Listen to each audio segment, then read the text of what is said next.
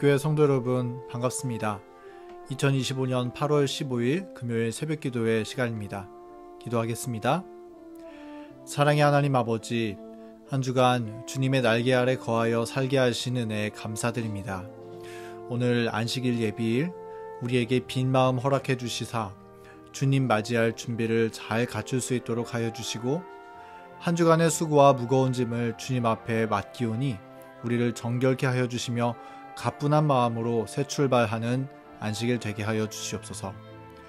특별히 오늘 주님께서 사랑하시는 이 땅이 광복을 맞은 지 80년이 되는 기념적인 날입니다. 선주들의 땀과 피로 이 땅을 해방케 하시고 자유의 땅으로, 축복의 땅으로 삼아주신 주님께 감사드리며, 이제 주님의 부르심을 기억하고 받은 바 은혜를 더욱 나누고 증거하며 살 줄 아는 주님의 나라, 주님의 백성들 되게 하여 주시옵소서. 말씀과 기도의 시간 성령 하나님 동행하여 주시기를 예수님의 이름으로 기도합니다. 아멘. 오늘은 선지자왕 제9장 마지막 시간으로 재앙이 아니라 평안이요 라는 제목으로 말씀의 은혜를 나누겠습니다. 오늘 본문의 말씀 예레미야 29장 11절 말씀을 읽겠습니다. 나 여호와가 말하노라. 너희를 향한 나의 생각은 내가 아나니 재앙이 아니라 곧 평안이요 너희 장래에 소망을 주려 하는 생각이라. 아멘. 우리 오늘 말씀을 통해서 재앙을 주시는 하나님의 뜻에 대해서 함께 살펴보고자 합니다. 먼저 본문이 되는 선지자왕 말씀 127페이지의 내용을 함께 읽겠습니다. 기근이 든 지 2년이 지났으나 여전히 무정한 하늘에는 비올 징조가 보이지 않았다. 가뭄과 기근으로 온 나라는 계속 황폐하였다. 아이들의 괴로움을 덜어줄 힘이 없는 부모들은 자기 자녀들이 죽는 것을 보고만 있을 수밖에 없었다. 그러나 배도한 이스라엘은 여전히 하나님 앞에서 저희 마음을 낮추기를 거절하고 이 무서운 형벌이 그들에게 이르러 온다고 말한 엘리야를 대적하여 불평하기를 계속하였다. 엘리야의 선고로 말미암아 이스라엘의 기근이 시작된 지도 시간이 꽤 지난 상태였습니다. 그 시간 동안 선지자가 전한 말씀처럼 정말로 이스라엘에 단 한 방울의 비도 내리지 않았고, 그로 인해 이스라엘 사람들은 고통과 근심의 부르짖음이 점점 더 심해졌습니다. 그러나 그럼에도 불구하고 하나님은 어김없이 당신의 뜻을 따라서 이스라엘의 기근을 허락하시기를 계속 하셨습니다. 우리가 겉모습만 보면 하나님께서 이스라엘에게 조금 잔인한 방법으로 형벌을 내리시는 것이 아닌가 생각할 수 있을지 모릅니다. 왜냐하면 기근으로 인하여 수많은 가정이 고통 가운데 신음하며 두려움에 떨게 되었기 때문입니다. 그러나 이렇게 형벌을 지속하시는 하나님의 마음을 이해하게 된다면 하나님의 판단은 합당한 것이며 오로지 이스라엘을 위한 목적으로 주신 것임을 우리 모두 인정하지 않을 수 없을 것입니다. 이어지는 선지자왕 말씀입니다. 이스라엘의 배도는 겹친 모든 기근의 공포보다 더욱 무서운 악이었다. 하나님께서는 백성들을 기만해서 놓이게 하시려고 그들로 저희의 생명과 모든 것을 빚지고 있는 분께 대한 책임을 깨닫도록 하셨다. 하나님께서는 그들의 잃어버린 신앙을 다시 회복하도록 도와주고자 하셨으며 이를 위해 그들에게 큰 고통을 주실 수밖에 없으셨다. 이스라엘에 닥친 기근의 형벌이 상당하기는 했으나 사실 그것보다 더 심각한 것이 있었는데, 그것은 이스라엘의 배도와 불신의 악함이었다고 말씀하고 있습니다. 그래서 하나님은 형벌을 내리셔서라도 그들의 악에서 건져내시고자 하신 것입니다. 그러므로 이스라엘에게 내려진 기근은 이스라엘의 지독한 악에서 건져내기 위한 하나님의 최선의 방법이었습니다. 그들이 당한 시련과 고통은 이스라엘을 구원하기 위한 하나님의 도움의 손길이 되었던 것입니다. 그렇기 때문에 그들이 만약 돌이켜서 하나님의 품으로 돌아오기만 한다면 사실 수년간 비가 내리지 않는 이와 같은 형벌은 필요하지 않았을 것입니다. 이어지는 선지자왕 말씀에 그 내용이 기록되어 있습니다. 하나님께서는 사자들을 이스라엘 백성에게 보내어 다시 충성된 길로 돌아오도록 호소하셨었다. 만일 이스라엘이 이 호소에 귀를 기울였더라면 만일 그들이 바알에게서 돌이켜 살아계신 하나님께로 돌아왔더라면 형벌을 내리겠다는 엘리야의 기별이 결코 주어지지 않았을 것이다.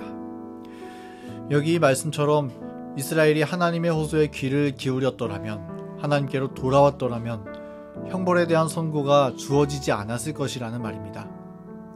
여러분, 우리는 이 형벌을 하나님의 입장에서 생각해 볼 필요가 있습니다.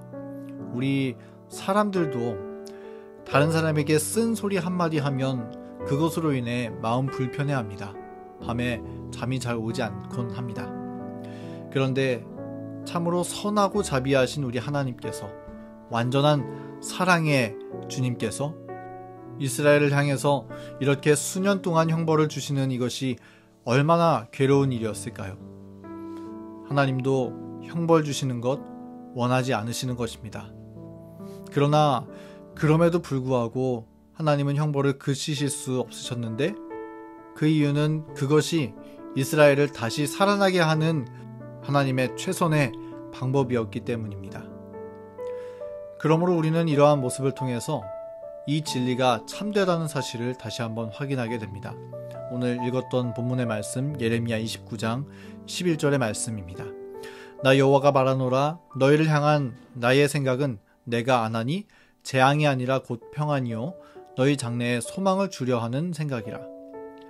하나님의 뜻은 재앙이 아니라 평안입니다. 하나님과 화평한 관계에 놓이고 영혼들이 구원의 대열의 섬으로 영적 평안을 누리게 하는 것이 하나님의 뜻인 것입니다. 그러므로 하나님이 때때로 재앙을 주시는 이유는 그들로 하여금 고생하고 골탕 먹어보라고 하는 의미가 아니라, 이 고난을 통과하고 하나님을 발견하여서 주님께 돌아오라고 긴급하게 초청하여 주시는 하나님의 평화의 기별이 되는 것입니다. 사실 우리 사람의 참된 행복은 우리 창조주 하나님을 만남으로써 이루어질 수 있습니다. 그래서 사도행전 17장 27절 말씀은 하나님이 우리로 삶을 주시는 것은 하나님을 혹 더듬어 찾아 발견하게 하려 하신 것이라고 말씀하고 있는 것입니다. 하나님을 만나는 것, 생명의 근원 되신 주님과 접촉되어 연결되는 것, 그것이 없으면 아무런 의미가 없는 것입니다. 이 땅에서 아무리 부하게 살지라도, 아무리 큰 명예를 얻었을지라도 하나님을 만나지 못하고 구원을 경험하지 못한다면 우리는 영원을 놓치는 것이고 참으로 안타까운 운명을 선택하는 것이 되는 것입니다. 그래서 하나님께서는 때때로 비가 내리지 않는 재난까지 허락하심으로써 절망적인 상태에 처하게 하심으로써 내가 바라볼 때는 하나님밖에 없다, 이 사실을 깨닫게 하시기를 원하시는 것입니다. 이처럼 형벌을 허락하시는 하나님의 마음을 우리가 이해한다면 하나님의 허락하시는 형벌 속에 어떠한 음성과 메시지가 들어있는지 발견할 수 있는 것입니다. 이어지는 선지자 왕 말씀입니다. 고통받는 이스라엘을 위한 구제책이 하나밖에 없었다. 그것은 전능하신 하나님의 징계의 손길을 끌어들인 죄악을 떠나 전심으로 주님께 돌아가는 것이었다. 그들에게는 혹 내가 하늘을 닫고 비를 내리지 아니하거나 혹 메뚜기로 토산을 먹게 하거나 혹 연병으로 내 백성 가운데 유행하게 할 때에 내 이름으로 일컫는 내 백성이 그 악한 길에서 떠나 스스로 겸비하고 기도하여 내 얼굴을 구하면 내가 하늘에서 듣고 그 죄를 사하고 그 땅을 고칠지라는 보증이 주어졌다. 하나님께서 결정적 개혁이 일어나기까지 우로를 그들에게 내리지 않으신 것은 이 복된 결과를 얻고자 하심이었다. 하나님의 형벌의 메시지는 이스라엘이 전심으로 하나님께 돌아오라 하는 호소였습니다. 그렇게 해서라도 반드시 구원해 내시겠다는 것이 하나님의 뜻인 것입니다. 그래서 하나님의 품 안에 다시 살아갈 유일한 희망이 있음을 발견하는 복된 결과를 선물해 주시기를 주님께서 간절히 원하시는 것입니다. 이스라엘의 소망은 전적으로 주님께 돌아가는 데 있었습니다. 오늘날 우리도 마찬가지입니다. 우리의 소망도 전적으로 하나님께 돌아가는 것이, 하나님을 전적으로 의지하는 것이 우리의 유일한 소망된다는 사실을 우리 잊지 말아야 하겠습니다.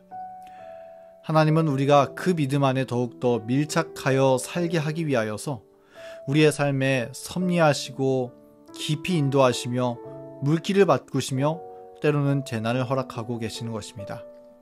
하나님의 마음이 아무리 아프셔도 주님은 그렇게 하십니다. 왜냐하면 우리를 반드시 하늘에 데려가고자 하시는 것이 하나님께서 정하신 뜻이기 때문입니다. 사랑하는 교문이 교회 성도 여러분, 그러한 간절하신 하나님의 마음이 우리의 마음에 닿아서 우리도 전적으로 하나님을 의지하여 바라봄으로 새 생명 가운데 거하는 저희 모두가 되기를 간절히 바랍니다.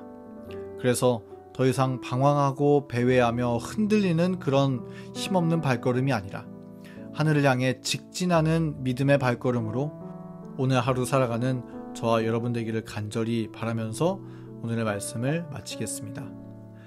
함께 기도할 기도 제목입니다. 교회 환우분들을 위해서, 안식일 예배와 안식일 학교를 위해서, 교문입교회 새벽 기도를 위해서, 내가 속한 소그룹을 위해서, 개인의 기도 제목을 위해서 음악이 마칠 때까지 함께 기도 시간 갖겠습니다.